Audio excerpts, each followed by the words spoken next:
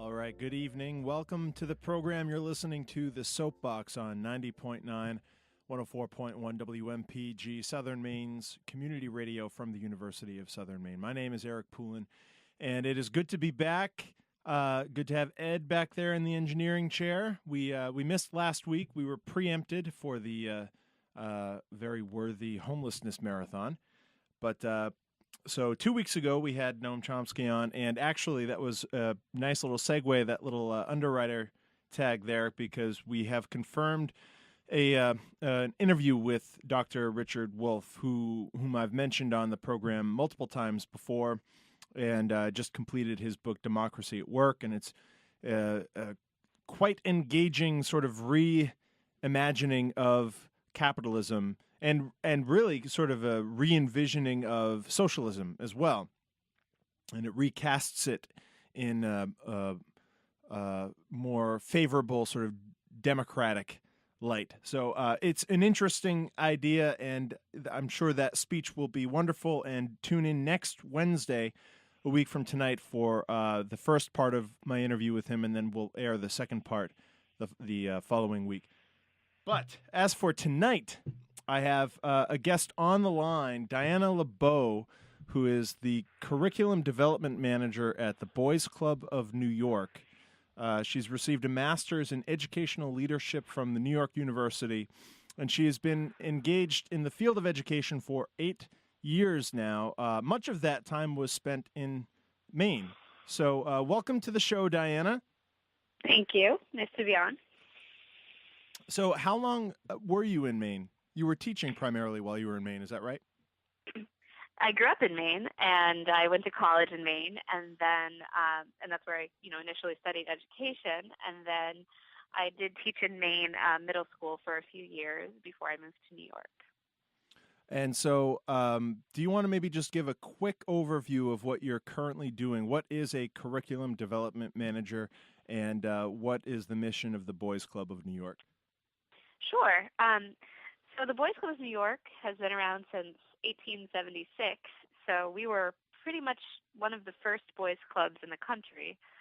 And we actually were a founding member of the Boys Clubs of America before that became the Boys and Girls Clubs of America.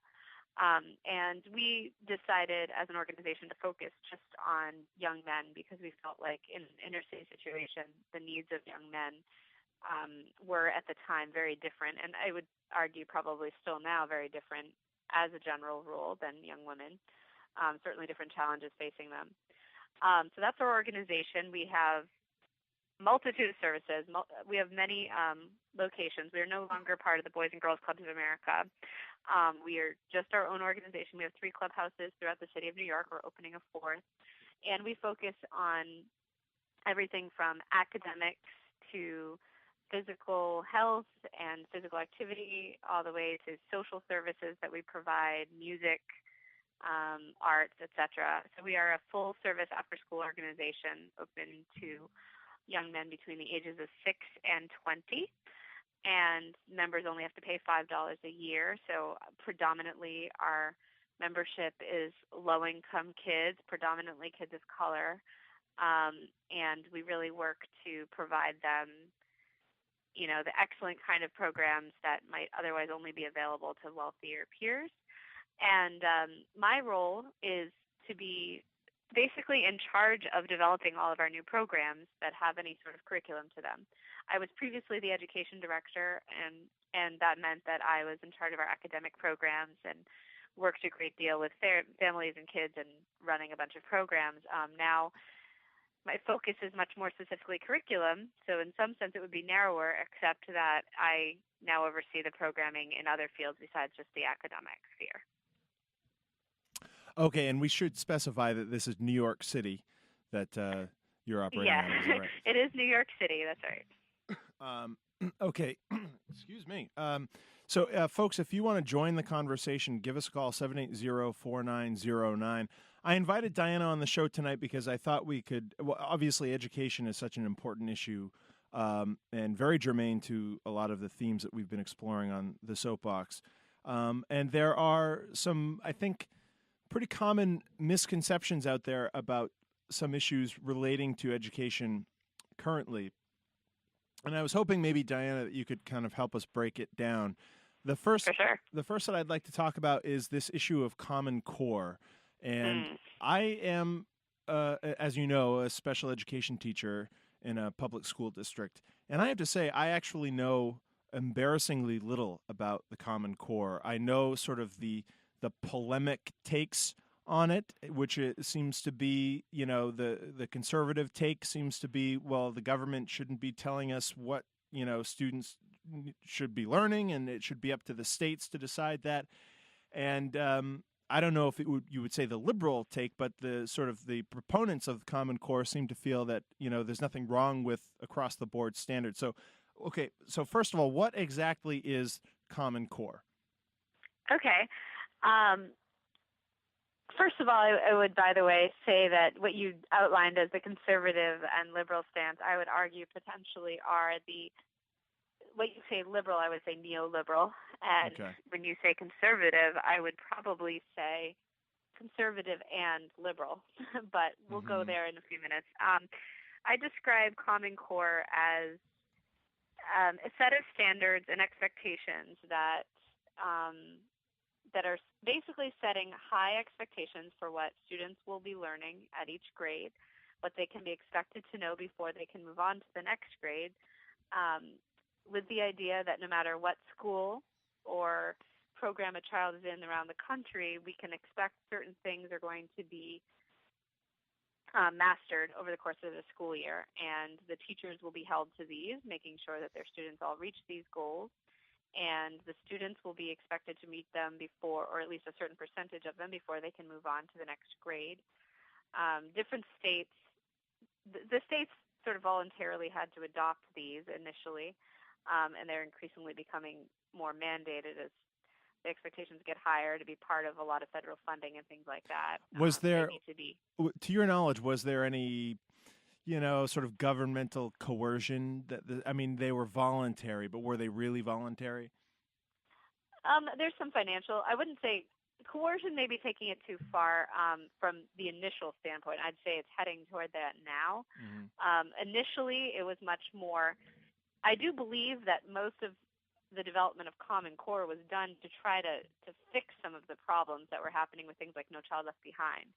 And the idea was, let's make better standards. Let's really look at what our kids need. Let's have, a multi-year study over this. And a bunch of states got behind this movement. The problem is, as time went by, these standards started having a lot more weight on them. They had a lot of weight for teachers. There have been a lot of concerns about the implementation, which is part of why some states are balking a little bit at full implementation. There is still quite a bit of wiggle room on the state level, but some of the financial incentives, shall we say, for participating in the program nationally make it very difficult for states to withdraw from their implementation of Common Core. Race to the top funds, things like that are very much tied in with it. Okay, so so we can sort of agree that perhaps the initial intentions were good. In actuality, in the realization of what this seems to be snowballing into, maybe actually delve into a little bit about how you touched on the neoliberal versus conservative and liberal take on this. Because I honestly, I'm coming at this with a completely open mind. I don't know a whole lot about this, but I can say honestly that there's something instinctive in me that gives me pause about Common Core, and I can't quite put my finger on it. And maybe we can come to that through this conversation. But what did you mean by the neoliberal take on Common Core? Sure. Well, I think a lot of the direction of our country, to some extent, kind of the compromise direction that our country typically goes under a quote-unquote liberal democratic president, is typically neoliberal. When I say neoliberal, I mean pro-privatization, openness, and that includes sort of an open market idea. Let's make more options. Charter schools would also fall under the umbrella of a neoliberal direction to go. It's a way to try to find a compromise to some extent. I would say the education direction in neoliberalism now. Political neoliberalism covers a wide variety of things that I wouldn't claim to be expert on, but in the education realm, I would say it's looking at kind of a compromise between what were traditionally conservative stances like pro-vouchers and what were traditionally liberal stances, which were typically against that and more in favor of public education. The neoliberal bent is typically toward, like I said, a kind of a compromise so that, well, let's open the market up, let's make a bunch of people on a level playing field here. I don't think the intentions were nefarious. There's definitely a lot of money in this. For example, in the state of New York, the tests for Common Core were developed by Pearson, which is a for-profit company that makes quite a bit of money on the testing. But that's going to be true for any kind of high-stakes testing, whether it's Common Core or a state-by-state decision. The goal was, I think in some ways, a very lofty one. The idea was every child in this country deserves an excellent education, deserves an equal education. Proponents of Common Core would say that without this, we're failing our children because we're promoting them without justification. We're giving them, in some cases, a very unfair education. Kids growing up in the inner city in rural schools in some cases, and in some cases your average suburban schools are getting overlooked or unequally educated and are not being held to high enough expectations. Common Core aims to remedy that. A lot of this is a fear response. It's sort of a fight or flight, and they decided to fight, I guess, that dates all the way back to the early 80s with the release of, a bunch of books that sent a lot of fear through the minds of Americans, thinking that we were falling behind in the race to educate our children, and that's a fear that has continued.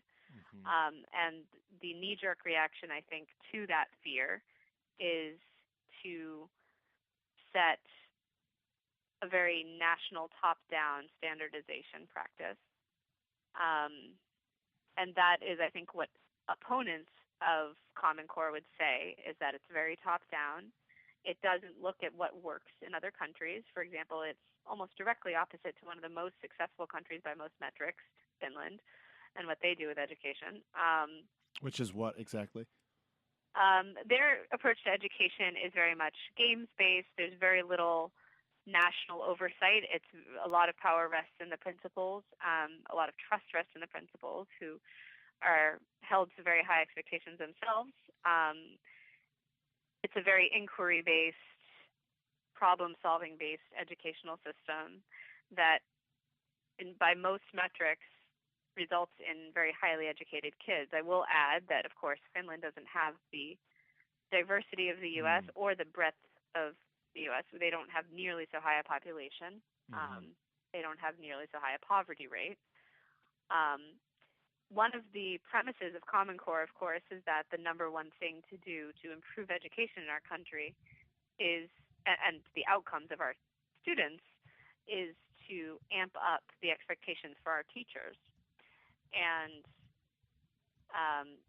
the neoliberal belief is, you get the best teachers in there and you're going to have kids coming out on top. And I certainly don't overlook the power of a good teacher. It's incredibly important. Having been an educator myself, I find it crucial to expect a lot of teachers. But most studies show, and I would say the opponents of Common Core would say, that the first thing you need to do to improve education is to decrease poverty and to approach the other sort of afflictions facing kids. So I think Common Core becomes an issue not because of the actual standards, politically, becomes an issue not because of the actual standards so much as because of the philosophy behind setting a national standard and assuming that is going to improve education. I've been rambling, but that I say would be my stance on the political side of it.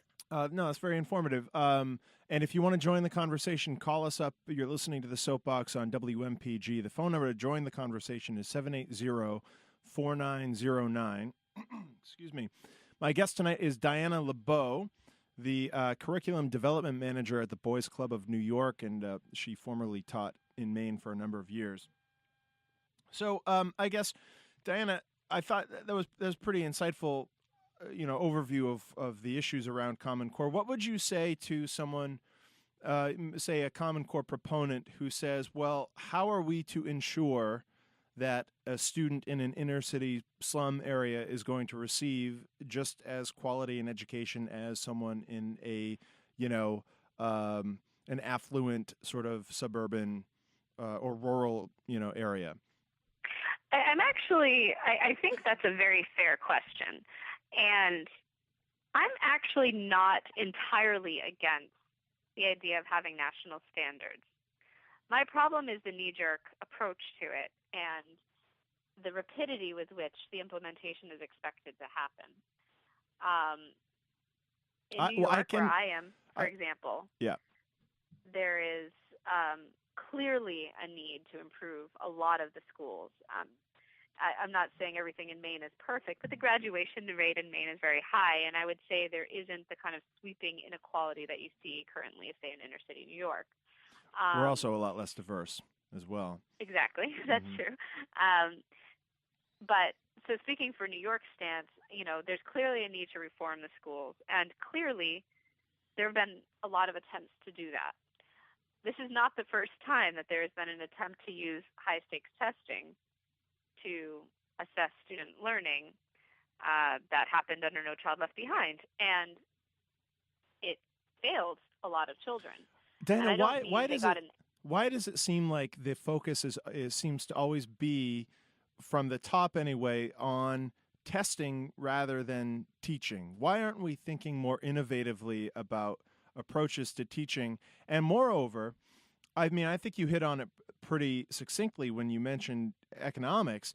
It drives me nuts that legislators and politicians and the heads of these bureaucracies are so adamantly, willfully ignorant of the fact that economics play such an outsized role in this. It seems to me, like you say, maybe having some sort of common standards across the board isn't necessarily a bad thing, but it makes zero sense if you don't pair it with some sort of leveling of the economic playing field for people. Just like it makes sense to have a mandate in healthcare, but it only makes sense if you have a not-for-profit government-run option.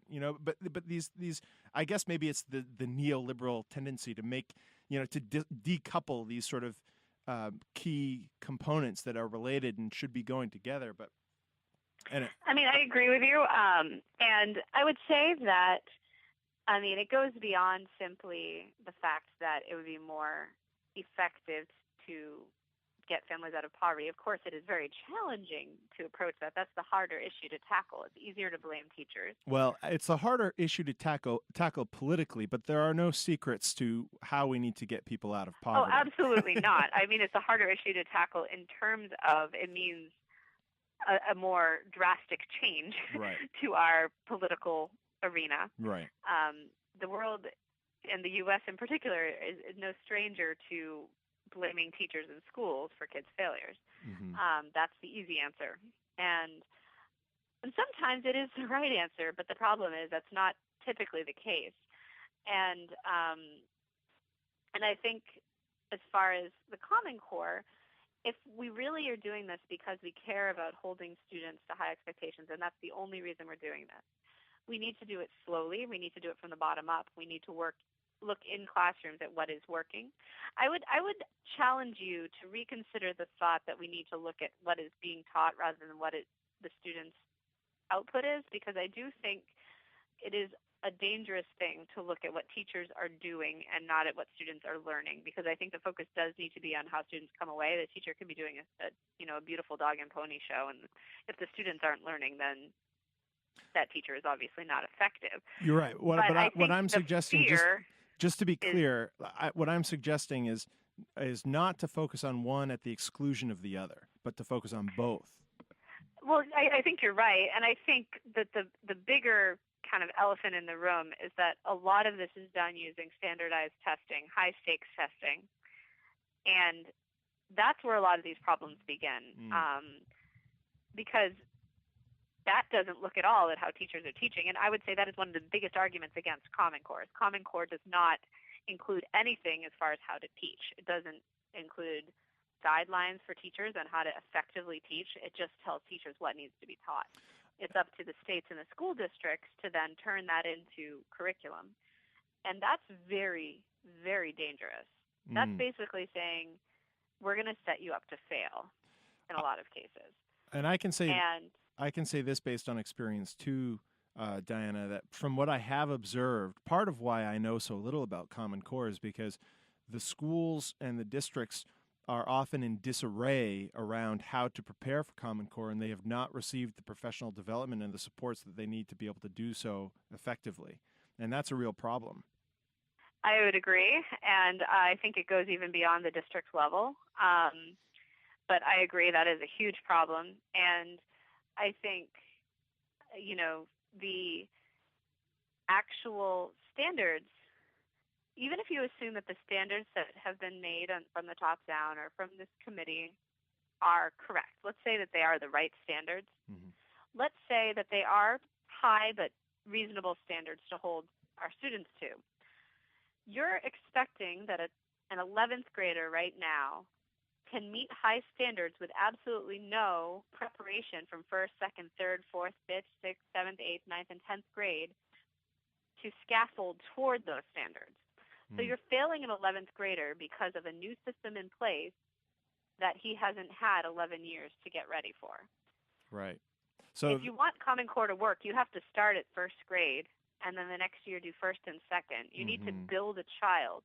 Right now it's being used, honestly, I think it is while it started with the right expectations, I think it is, frankly, suspiciously a nefarious attempt to find a way to fail teachers, to fail students, and not as a way to actually improve instruction. If its goal was to improve instruction, there would be guidelines toward instruction.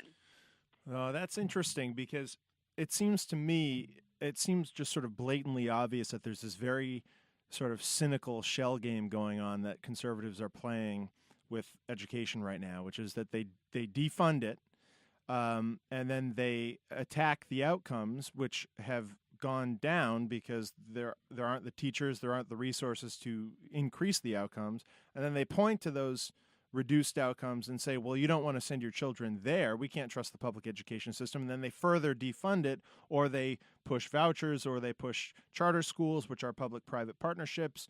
And so I think, generally speaking, there is this towards the rightward leaning, part of this country, there is this distrust of any sort of public not-for-profit option. We saw it in the healthcare debate. We're seeing it now playing out against Social Security and against education. And they don't trust a government-run institution. And it's not even that they don't trust it, it's that they don't like it because there's a profit that can be made there, and they're not making it. And so this is a fundamentally capitalist society we live in, and whatever else they might say, it's about finding a way to make a profit where there isn't one being made currently. That's my take on it. Yeah, I mean, I would caution you against linking this too quickly with specifically conservatives, and I'm not just being semantic here about conservatives versus neoliberals.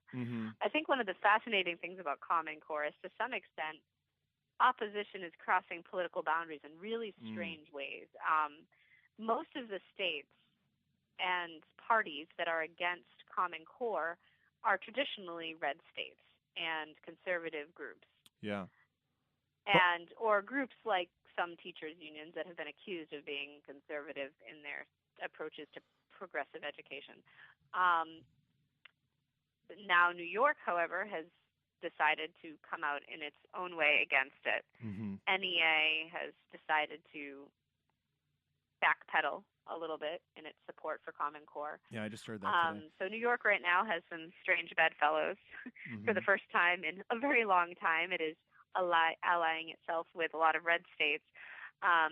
So it's one thing I do find fascinating, because Common Core is not as obvious as some other things as far as where money comes in.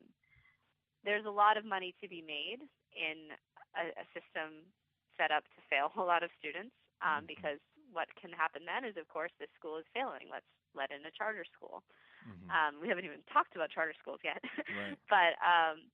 But you could also say that most of the support from charter schools is probably coming from senators who have a D next to their name and representatives that have a D next to their name. I would argue that for issues related to education, you need to look beyond, and I'm not using this as an accusation against you. I think this is a really common problem. You need to look beyond somebody's party and somebody's typical political bent, and you need to consider what their reason is for this particular stance. A lot of times it's money, and you and I both know, of course, and this is a theme that I know you agree with very much, that interest in money is not limited to a single party. And that's a big concern. It's not just money either. It's satisfying people with money in order to increase political power or to secure political power. Of course, people like Bill Gates love Common Core. They love charter schools and claim the name of progress and,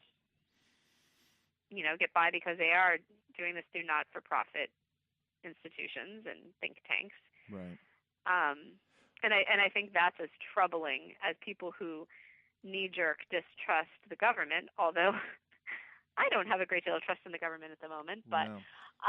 And then again, that is, and I'm afraid we have to start wrapping up. Maybe we'll have to have another show about charter schools. But that, you're alluding to a point that I've talked a lot about on this show too, and I sort of fell prey to a trap that I've commonly derided on this show, which is that these false binaries that we've established of liberal and conservative and Democrat and Republican don't fit the scenario anymore. And I've tried to make the case that it's really becoming more of a class thing, and the moneyed sort of business interests, and then working people, working poor people, middle class people, who are increasingly poor, and that's the line of demarcation now, the political line of demarcation, even if people don't realize it yet. But in any case, I'm getting the end sign. Did you have any final comment, Diana? No, but I appreciate being on the show. I love talking about this stuff, and maybe we'll resume another day. Definitely. Thank you so much for being here, Diana, and thank you, Ed, for engineering. And tune in next week to hear the first part of my interview with Richard Wolff, prominent national Marxist economist, and he has some pretty radical ideas about revolutionizing the economy as well. So good night to you, Diana. Good night to you, listeners. Thank you for tuning in. Stick around for Byron here on WMPG.